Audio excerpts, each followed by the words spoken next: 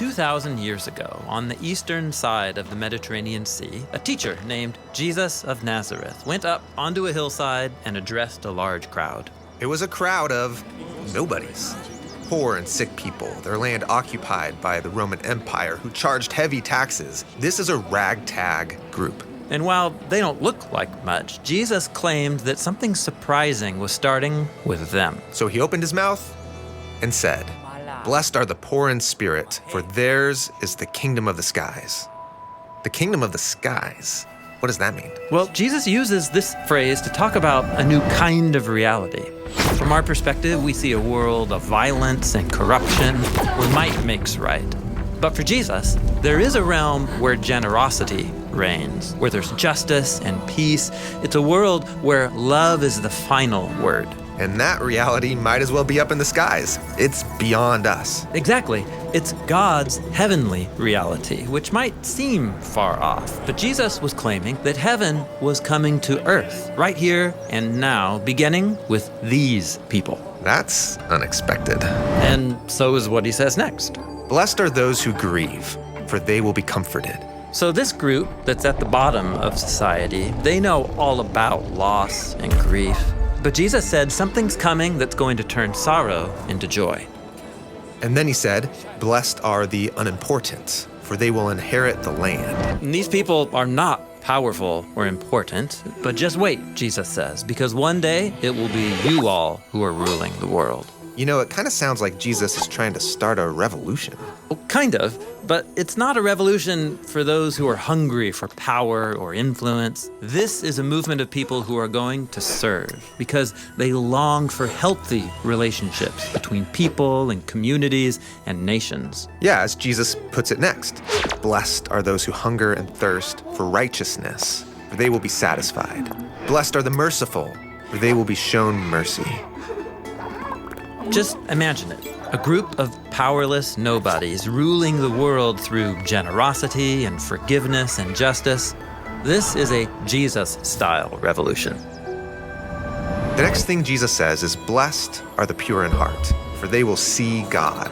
And this one really raises the bar. To be part of this revolution, my heart needs to be so pure I could look directly at God. Well, Jesus knows that all of our choices, even our good ones, are often driven by mixed motives.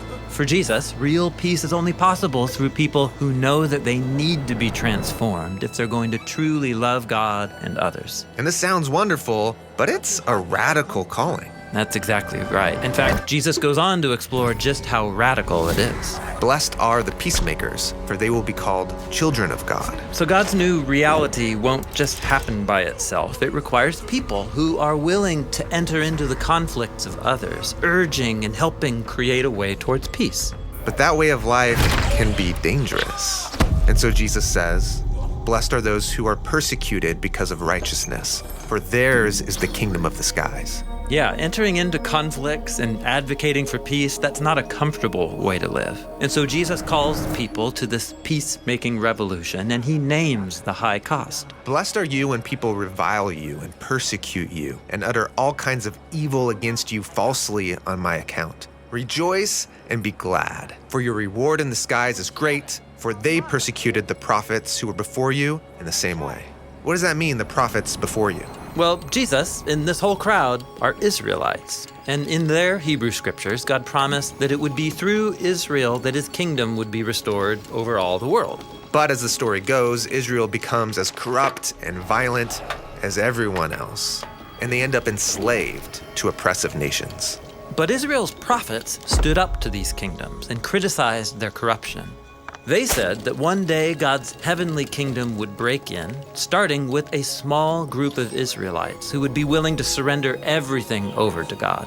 So Jesus wants this crowd to see that they're part of that legacy. Yes, and that's why Jesus concludes this first block of teaching with 3 images from their scriptures. The first is, "You are the salt of the land." Salt is a mineral that preserves food for a long time. And in the Bible, salt is used as a symbol of God's long-lasting covenant with Israel.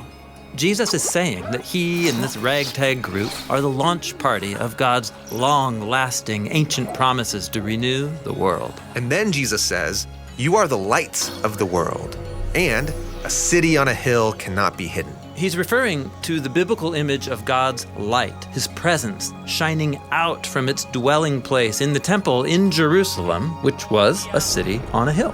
But these people, they aren't the rulers. I mean, they don't even live in Jerusalem. And yet, surprise, Jesus says, you all are God's salt and city and light. You all are the blessed ones, the new Jerusalem that's going to display God's kingdom to all the world.